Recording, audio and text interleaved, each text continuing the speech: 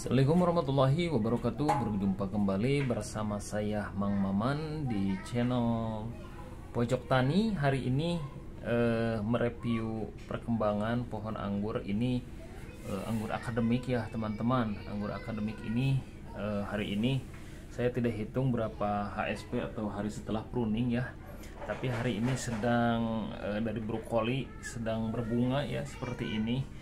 Nah, ya barangkali ini sharing apa sih yang tidak boleh dilakukan saat berbunga seperti ini, karena katanya gitu ya para petani pengangguran bahwa pada saat si brokoli anggur sedang berbunga seperti ini adalah waktu-waktu yang paling riskan ya, yang paling riskan karena banyak sekali kendala yang menyebabkan si pohon anggur ini, si bunganya itu rontok atau bunganya gosong dan permasalahan lainnya, sehingga si bunganya tidak berhasil menghasilkan buah gitu ya, berry. Nah, jadi ini bisa disebabkan oleh banyak faktor ya, baik faktor dari hama, kemudian jamur gitu, dari fungi, ataupun kesalahan dari si kita sendiri ya sebagai petani anggur. Jadi ini harus diperhatikan teman-teman. Nah, berdasarkan apa yang saya pelajari, yang pernah saya baca di beberapa artikel dan juga yang saya tonton dari beberapa dunia YouTube ya, dari video, bahwa pada saat berbunga seperti ini ada hal-hal yang tidak boleh dilakukan teman-teman ya.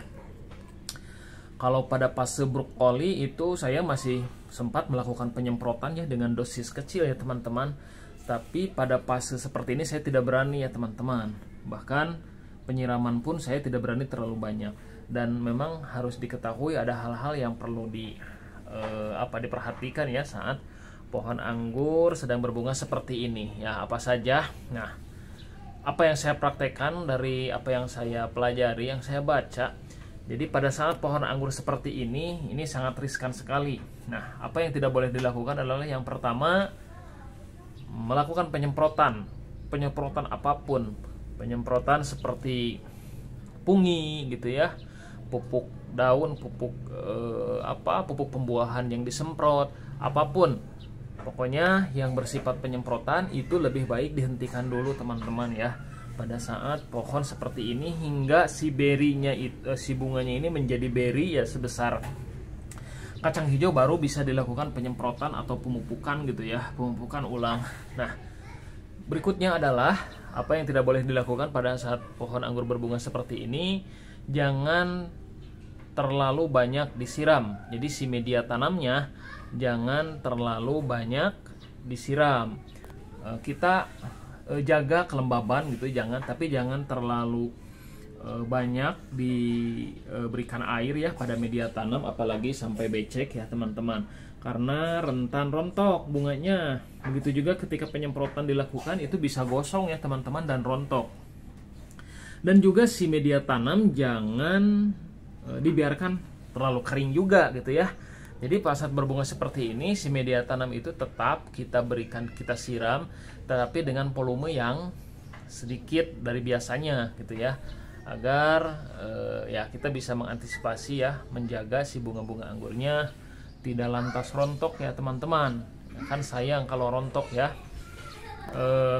apalagi gitu ya. Dan yang harus dilakukan adalah kita jaga agar si bunga anggur ini tidak dijadikan sarang semut ya teman-teman. Jadi kita harus benar-benar jaga ya si bunganya ini, atau daripada saat fase brokoli ya, jangan sampai ada banyak semut kemudian si semutnya dibiarkan kita bersarang di dalamnya. Kenapa? Karena kalau kita biarkan bersarang, semut itu ya biasanya akan mengganggu perkembangan. Nah, ini sudah ada ya semut ya tuh, beberapa semut yang sudah mulai bergerombol. Nah, itu lebih baik kita antisipasi dari awal ya, jangan dibiarkan. Dan juga seperti saya pernah temukan seperti laba-laba juga, itu harus diantisipasi ya teman-teman. Jangan sampai ada sarang laba-laba masuk atau laba-laba yang membuat sarang langsung di brokolinya ya, karena kalau membuat sarang di brokolinya biasanya pada saat berkembang seperti ini dia akan terhambat untuk menjadi bunga ya, akhirnya ya gagal dan tidak akan sempat menjadi berry teman-teman. Jadi diantaranya seperti itu teman-teman, kita tetap jaga gitu ya, jangan sampai melakukan hal-hal yang tadi. Dan selanjutnya adalah jangan dulu dilakukan pemupukan pembuahan. Saya biasanya dari pruning gitu ya, dari pruning pemupukan terakhir kalau kita melakukan SPAP gitu ya, saya biasanya tidak melakukan pemupukan ulang ya, pemupukan pembuahan ulang. Nah, apalagi pada saat fase brokoli seperti ini, jangan sampai kita melakukan pemupukan apapun ya teman-teman, sebaiknya gitu ya. Ya kalau berani ya silahkan ya, tapi saya belum berani gitu ya, belum berani coba karena sayang kan, apalagi ini kan bunga perdana gitu ya, bunga perdana ya, saya pengen lihat hasilnya. Jadi pemupukan itu nanti dilanjutkan setelah pruning gitu ya, jangan dilakukan pemupukan hingga si bunga-bunga anggur ini menjadi beri-beri kecil ya, sebesar kacang hijau ya. Baru sebesar itu kita lakukan pemupukan ulang.